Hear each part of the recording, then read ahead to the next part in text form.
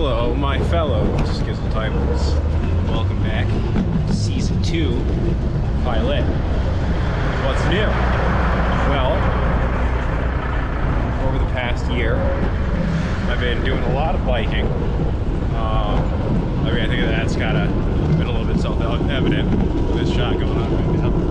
But over the last year, I've completely transformed my life from a walker to a biker. And let me tell you, 400% increase into your movement speed really fucking matters.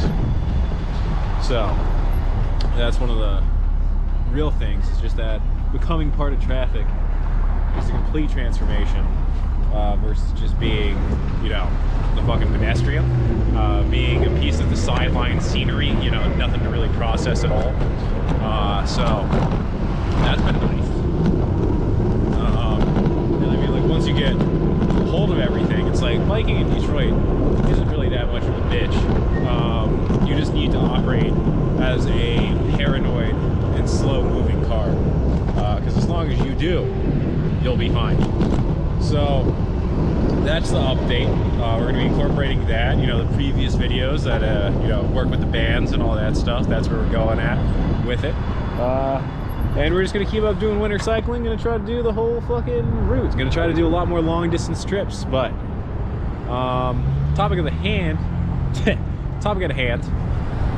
is more to do with health and things like that. So one of the things that's been really irritating me as a cyclist is the idea that we're an entitled group of people, or that somehow we are expecting everybody to pay for what we use, which couldn't be more projection. It couldn't be a further projection of the actual experience of automobile users, because despite automobiles being the only form of transportation that is a net negative for municipalities, they are the fucking loudest and most entitled group of people, because they don't want to fucking move their body more than 200 feet, you know, unless it's the like length of a house away. They're just not interested.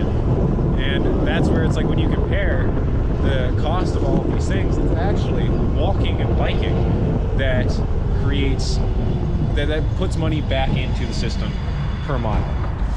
And the reason why I think this is especially significant is that the numbers I'm using are from the fucking EU.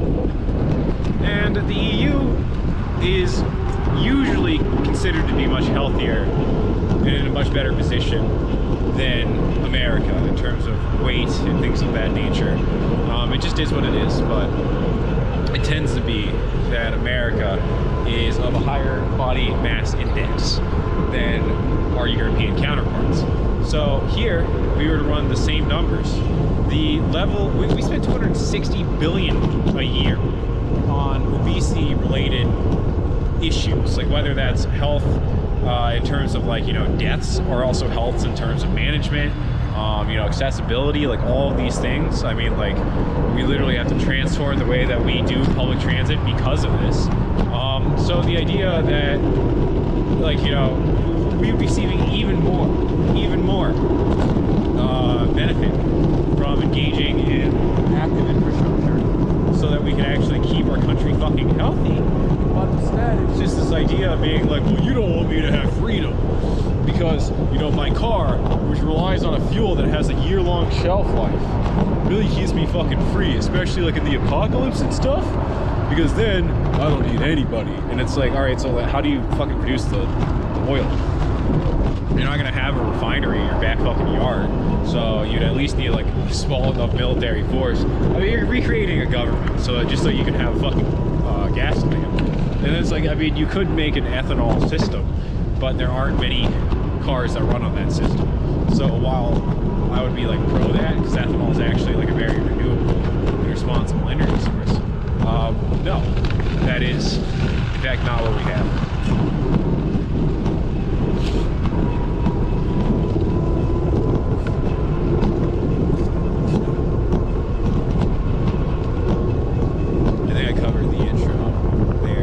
So we need to hammer out why we are so car skeptical. As I've become a cyclist, I felt a transformation in how people perceive me. While I was a walker throughout my life, people saw me as scenery, an afterthought, an impoverished individual. However, now that I've entered into this demographic of road user, flaccid individuals are quick to make arguments such as, that's what the fees/taxes are for.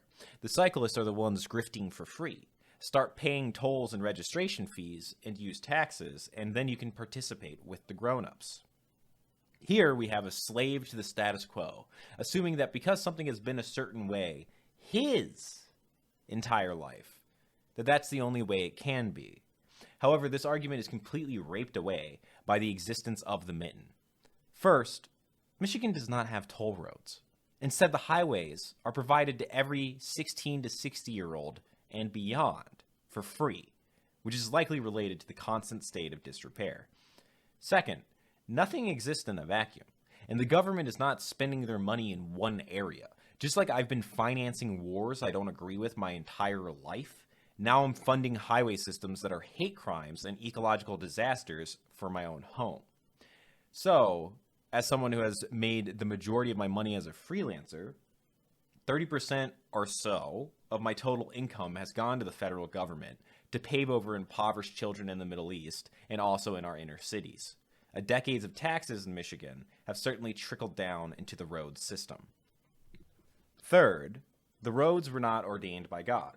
And we know that Daniel Israel, along with others working for the company where Israel was president, conspired with another paving company and its employees to rig bids in each other's favor. Authorities said, not only has my money gone into the roads, the companies doing the work to repair them have villainously made it less efficient through shady practices. The reality of the situation is obvious, that cyclists are not grifting for free resources, but instead pleading for a world in which our taxes are equally weighed against those using subsidized platforms. Rather than taking my taxes to subsidize your welfare system that makes it so that cars can work, maybe my money can go to providing safe transit options so that children in my city stop getting hit by people like you. Further, using EU numbers from the social cost of automobility, cycling and walking in the European Union, results suggest that each kilometer driven by cars incurs an external cost of 11 cents, while cycling and walking represent benefits of 18 cents and 37 cents per kilometer. Extrapolated to the total number of passenger kilometers driven, cycled or walked in the European Union, the cost of automobility is about 500 billion per year. Due to positive health effects, cycling is an external benefit worth 24 billion per year, and walking 66 billion per year. So please consult City Nerd's video if you'd like to heckin' own some research with your keyboard. But you can also just read the study for yourself. And there's other research which, finds that people on bikes and people on foot are more likely to engage with small businesses and spend more money more locally. So while we, cyclists and pedestrians, are the only private road users that provide a net benefit to the system, we are perceived to be parasites by adult men and women trapped in subsidized 2,000-pound metal boxes they believe to be in some way traditional. That's the most postmodern shit I've ever seen. 300 years ago, people weren't using horses to get around. They were walking. That's how cities were designed. Even in Rome, they banned carts because they knew that two couldn't safely pass one another, and that would result in a traffic jam, and that would get in the way of commerce, utility, and quality of life for the citizens, because pedestrians are the main way to drive these things. A different video will cover the reality of the suburban welfare queens who use petrol secured through national war crimes to get their foreign-built, domestic-designed car over asphalt paid for by federal funds, keeping the kids inside, the natural world destroyed, and the domestic worker fucked out of a job. So, I don't believe that no highways should exist. I simply think that highways should be limited to medical, transportation, and actual usage of emergency services rather than these private automobiles that are wearing away at the system. Like, if you're looking at this and what you're telling me is that we got too much city and not enough highway, I think you're being a little bit silly. This is an abandoned factory for what? This is in large part a city that was built for one fucking thing. And I mean, that's actually not true, because we were the U of M and then they took that from us, and we were the state of capital and they took that from us, and then we built this shit and they took that from us. But either way, the point stands that this is an incredibly overbuilt system that was built by Eisenhower. That was not built from the free market. That was not built from just, you know, mom and pops wanting the city to resemble this, or wanting the city to look this way. So when you're saying that it's like a traditional thing, that you need like your American freedom and your F-150, huh? What do you mean? That's postmodern, dude. You are a progressive if you want the government to build this for you, because we can't afford it as a free market, as private citizens. That shit doesn't happen. So my argument is not that highways should not exist. My argument is that in the way that we have them today, they're unmanageable and they cost way too fucking much money for us to be able to afford this. Like, we can't afford this, and we can't keep it up. We can't keep propping it up with money that we don't have. So that's where it's like, you know, cycling, walking, like all these alternative multimodal forms of transit are actually to make a more robust and secure economy. Because you're gonna tell me that this is all free market. I don't fucking believe you, dude. I don't fucking believe you. It's worse on that side. So we're gonna be walking over there, T. Still, the emotional response to the argument will be to reject these numbers and to go back to playing footsie with their little metal pedal instead of engaging in a moment of exercise. And again, it is through a status quo like this that you end up with 42% of the country being obese. And like, that is a serious issue where you want to talk about like, oh, why are the kids so lazy? Why can't we have like production? Why is healthcare so expensive? Why are we spending so much on these things? By and large, a lot of that is due to the sedentary lifestyle that people think is part of the traditional American model. This has nothing to do with us. You know, like, that was built first. That came before this. This went over that. We destroyed housing. We destroyed where you could just walk to school. You could walk to grocery stores. You could walk to your friend's house. That was there. Now it's fucking pavement. That's why I call these hate crimes. But we have $1 billion to widen this. $1 billion to widen this. You know, that's what we got granted. And you think that the real waste of money in Detroit, you think that the real thing bleeding us dry is the fucking multimodal pathways on Kercheval? Are you fucking kidding me, dude? Like, oh wow, like bike lanes displace people. There's no homes over there anymore. I think that displaced a few more people than fucking green paint, my guy. Jesus. Almost half of this country is dying from a sedentary lifestyle that supposedly brave conservatives want to preserve because what? Biking seems entitled? Even though it's the only vehicle I've ever owned, and I'm relegated to half-assed infrastructure and sidewalks when I'm not operating as an automobile, I've paid taxes my whole life.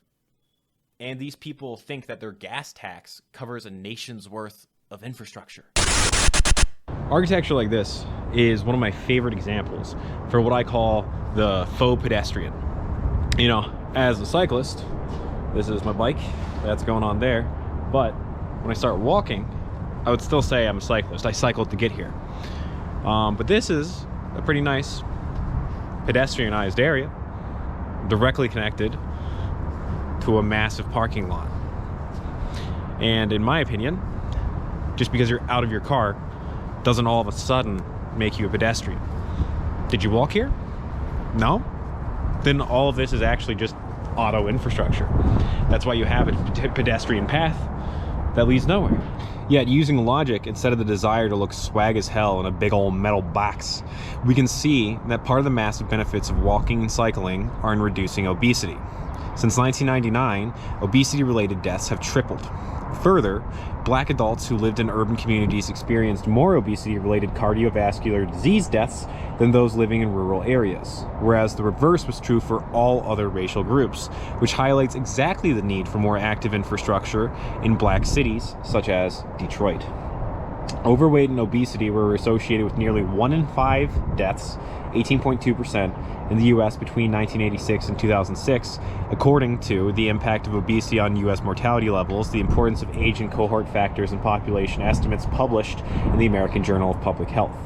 Even if you don't give a fuck about these people, you have to understand the cost of this to the medical system. with one of the most expensive healthcare systems in the world, and previous results such as the estimated percentage of adult deaths between 1986 and 2006 were associated with overweight and obesity was 5% and 15.6% for black and white men, and 26.8% and 21.7% for black and white women, respectively, we found a substantially stronger association than previous research between obesity and mortality risk at older ages, and an increasing percentage of mortality attributable to obesity across birth cohorts. It's obvious that this is a drain across the nation. If it's not an emotive crisis, then it is certainly a financial one at an estimated $260 billion per year. That, like the financing of the highway, falls onto the nanny state, busy Hansel and Greteling generations away. Yet again, leagues of legal adults who think they pay their way with pennies on the gallon love to blame grocery delivery services, weed, and asociality for declining activity across the nation. But if we circle back to the mainstay of this channel, here we can find that cannabis is not associated with a decrease in activities among older adults. So while for decades cannabis has been associated with the laser stoner stereotype, it's actually the auto-dependent lifestyle that makes people into couch potatoes that can't even be bothered to go outside. So, bam, bam. Yeah, we got that one. And now we're gonna go to the other side. From medical cannabis is not associated with the decrease in activities of daily living in older adults. The mechanism by which cannabis possibly improves the functional status of older adults is by improving chronic pain, mood, and general well-being. Another potential mechanism is the reduction in certain drugs, such as benzodiazepams, which have been shown to impact functional status in older adults. All of these changes enable older adults to function more independently in society. Assessing health-related outcomes of medical cannabis use among older persons, findings from Colorado and Illinois reaffirm that older adults in Colorado and Illinois saw clinically significant improvements in health-related quality of life through medical cannabis intervention. The idea that someone smokes weed and it ruins their life is simplistic. It might be overwhelmingly emotionally satisfying, but it's not an objective fact. So again, in the data, and not the feelings of somebody who was born in the backseat of a fucking sedan, cannabis is associated with an increase in activity and a lowering of taking prescription medication and a lower BMI. I wonder what else in America is associated with the fucking opposite of those things. And I wonder what's killing America. Is it being a little forgetful? Or is it obesity? Or is it not being able to fucking move correctly? Is it be like, you know, like these things where it's like, people think about like obesity as like an aesthetic issue. It has nothing to do with aesthetics. You are so much more likely to die. You will not be able to like fucking play baseball with your child. These are the issues that it matters about. The whole entire idea that it's like, oh, well, you're just bullying people for how they... No, I don't give a fuck how people look, dude. Unless my dick's in you, it doesn't matter. That's not what we're talking about. What we're talking about is health. We're talking about survival, you know? So it's like when we can build a system that encourages people to be more perseverant and more capable of survival, I think that this is something that we must encourage.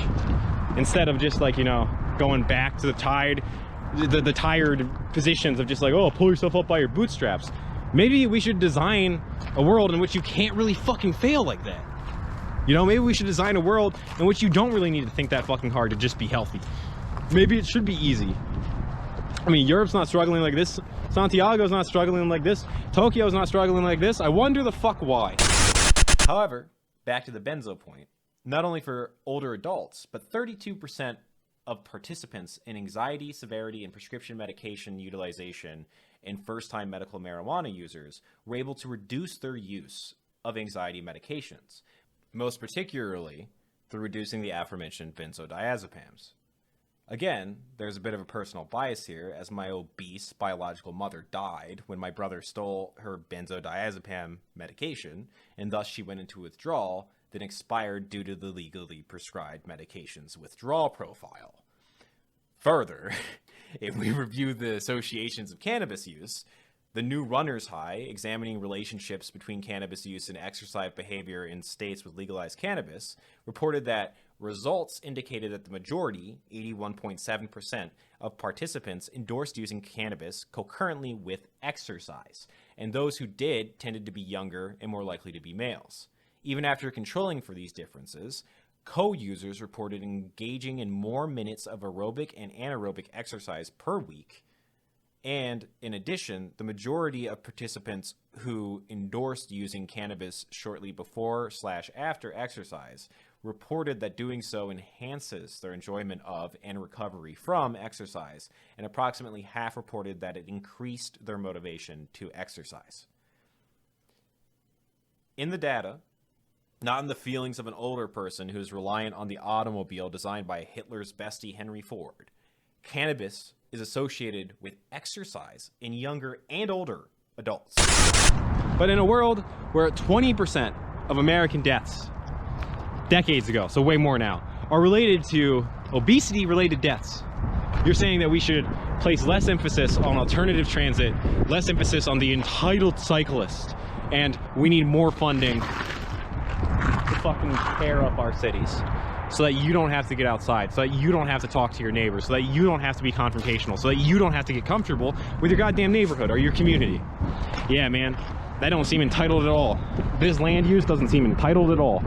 Nah, dude, that's certainly for Detroiters, you know? That's certainly for who lives here, right?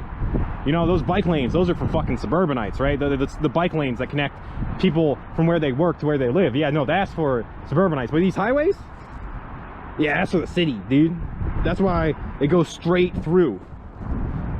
That's why you go straight through to somewhere the fuck else, you know? Because that's for the city. We need to widen that for the city.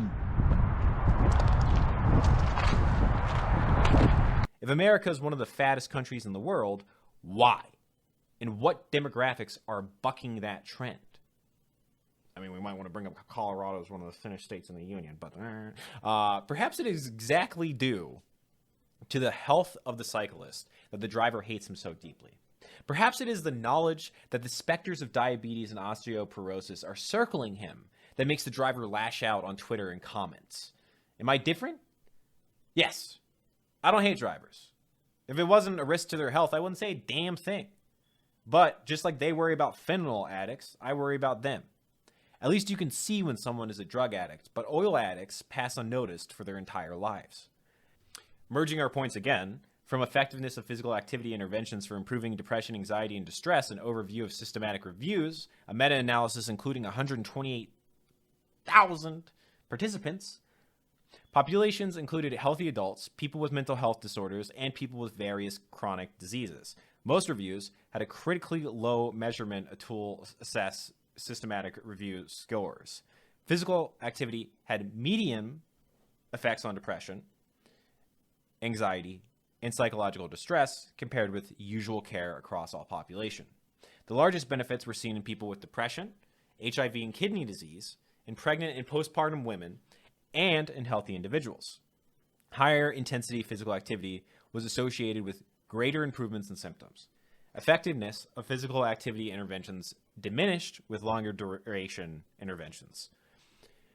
Physical activity is highly beneficial for improving symptoms of depression, anxiety, and distress across a wide range of adult populations, including the general population, people with diagnosed mental health disorders, and people with chronic disease. Physical activity should be a mainstay approach in the management of depression, anxiety, and psychological distress. What I'm highlighting here is that when we review the auto-dependent lifestyle fueled by fast food and prescription medications, we see facts and figures that contribute towards the obesity epidemic and thus the slow death of the American people. While one can argue that cannabis is driving mental illness, it's a difficult point to land, especially when research regularly shows that cannabis is associated with a lower body mass index and an active lifestyle. If my mother smoked weed and rode a bike, she'd be alive today. Instead, she's an average American, driven into the grave a decade before her own mother.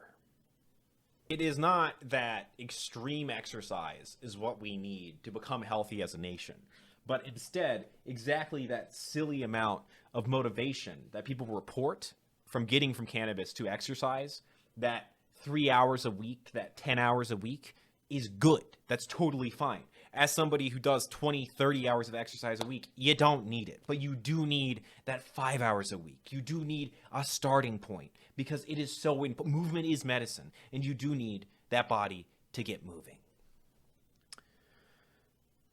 And yet, even Detroit isn't a real American system, because Detroit was about that 3 to 5 hours of exercise and that movement. Throughout its growth, Detroit was absolutely dependent on a sprawling streetcar network that created wealth for the city. It was only after their urban renewal / gutting of the city did she become known for death and decay. Similarly, the always congested LA was built upon a streetcar network, ripping up these public infrastructure projects in favor of federally funded highways built over black neighborhoods wasn't for the health or nobility of the common man, but instead to throw them in private machinery financed out of their own pocket, empowering them to self-isolated and pseudo-segregated suburbs, if not falling into the ever more disconnected squalor left in the cores. Investing in public infrastructure and alternative transit isn't some newfangled hippie movement. It's the true return to tradition when American cities were shining examples for the world to follow. And when it comes down to it, it's not about the money. Detroit has wonderful infrastructure, and it has skyscrapers, and it has highways, and it has all these things. But these things have crumbled and fallen apart because they're very difficult to maintain. If you buy a house here, you'll be able to tell that the larger it is, the worse it's going to be for you. So what does that mean in terms of us making things to preserve? Is that the Hudson building could be blocks and blocks of traditional housing that was more secure, that had a easy underground electrical grid that's way easier to fucking work on, that had a self-contained septic system that again could be way easier. Like, you know, like the way to save money is to build things on a smaller scale. But instead, everything in the city is fucking massive, so I'm standing in a rotting factory. There's so many rotting factories, so many rotting schools and rotting community college and destroyed communities because you can't just, if one sandwich shop fails, it can't be replaced by a pizza shop. You know, it's not a small enough scale to be maintained easily by the community which lives here. So then it yields itself to rot, and then that's what we end up dealing with.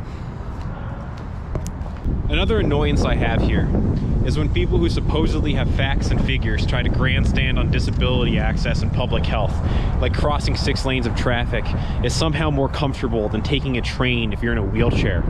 As if children growing up riding bikes is less safe than them growing up driving, learning the same sedentary lifestyle that has turned America from an industrial powerhouse into a service marketplace.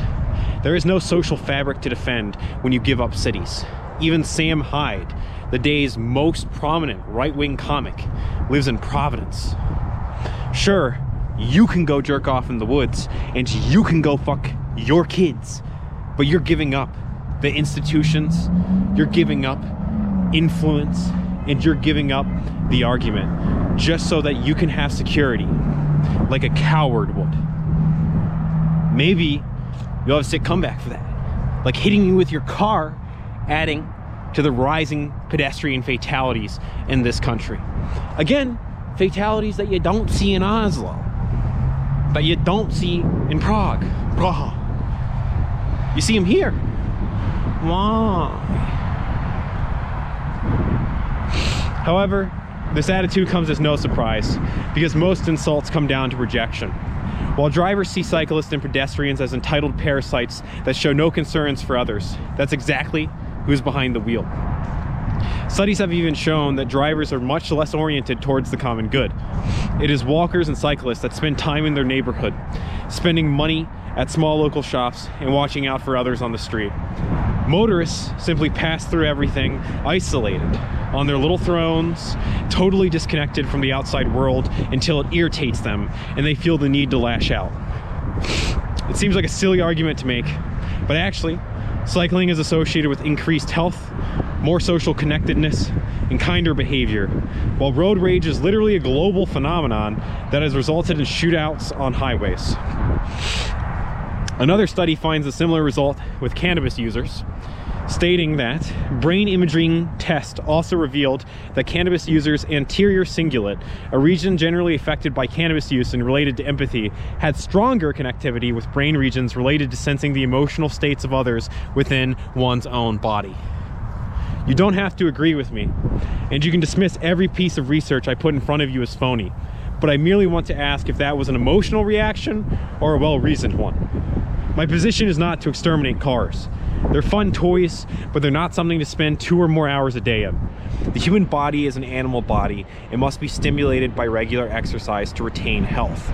Movement is medicine.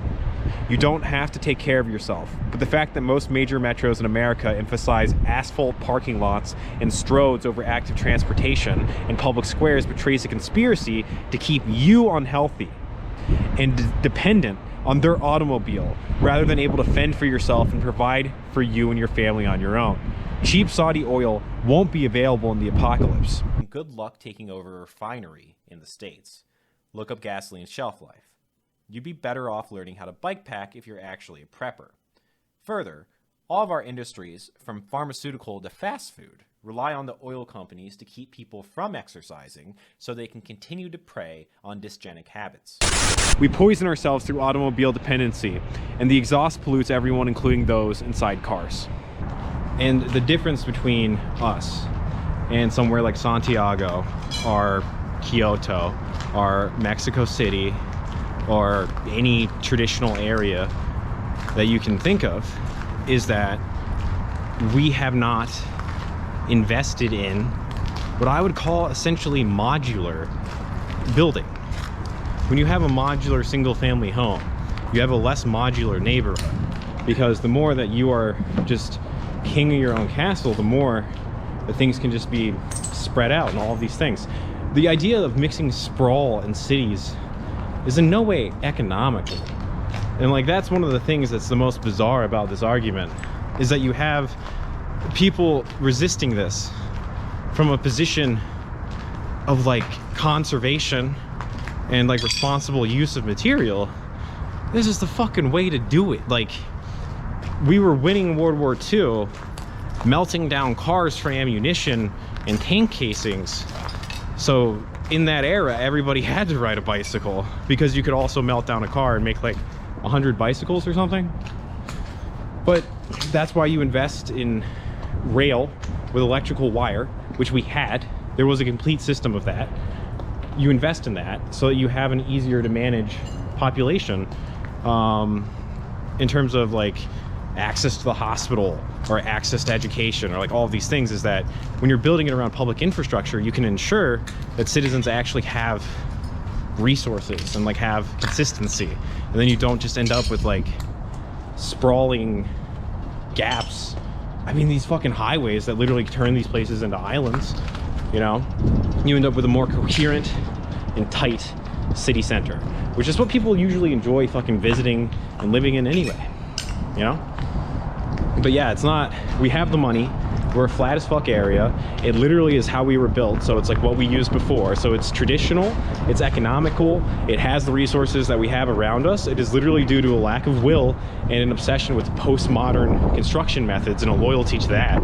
Like the way that you need to look at people who like the highway, like the same way that you look at people who like Pollock, and the same way that you look at people who like Picasso. It's like that camp, you know? It's not traditional, it's postmodern. So it's like this it's just, so you don't let them say that they're like trying to defend the city or defend the character of the name. They don't understand how these things had character or how they were built. And the idea that density is not a necessity in an urban area, it's just funny, I guess. I don't need as extensive a system as the American highway or the city grid to be happy. I am literally asking for safe bike paths to cover like 10% of our infrastructure so that children and elderly people can enjoy the same benefits that I have over the past year. Sure, biking in Detroit winters can be rough, but that's only because of the infrastructure. It's rarely too cold, but the snow is rarely plowed, if it ever is. The Joe Louis Greenway is an excellent step, but a bike grid through the city would transform everything overnight. We've already seen an increase in bike trips over the last 5 years, and infrastructure will only further help that trend. For comparison cities, check out Edmonton or Calgary, cities with beautiful bike infrastructure that are far north of Detroit. Edmonton broke news by investing $100 million into their bike network, less than a tenth of our budget for one stretch of highway, and hardly a fraction of the $260 billion obesity cost our nation. If you want it short, I want what's due to me, which is a well-built environment within urban areas that make living without external crutches such as the private automobile as easy, if not easier than living with one. In Toronto, Tokyo, and Berlin, they walk and take the train. Across the world, it works for everybody else. While I'd love more cities in the USA to look like Quebec City, San Miguel de Allende, Alfred's Alley, or Gibraltar, we can at least start with separated bike infrastructure. That's what I think my taxes as an American can pay for, like they do in Colombia and Santiago, cities which decimate us when it comes to rail and bike access. We made more money in this metro than San Diego for decades, and yet we remain littered with potholes and empty fields. And the dysgenic exercise of being trapped in your car that has ended up with these isolated people. Meanwhile, cannabis has been linked with higher empathy, a lower body mass index, and a higher likelihood of exercising. These things are what we need to focus on more with or without cannabis. With or without cannabis, these things are still important. And that's when we have to reassess what we are really criticizing. Are biking and weed the problem, or is apathy and auto dependency? To save the world and the environment and the ecology, do we need to make, paper straws, or do we need to reconsider how we transport ourselves? Or maybe everything is fine and the status quo is exactly how things should be. And maybe electric vehicles with their heavier weights really will be the solution. And we'll forget that the train station in Corktown ever served the rail which built our metro.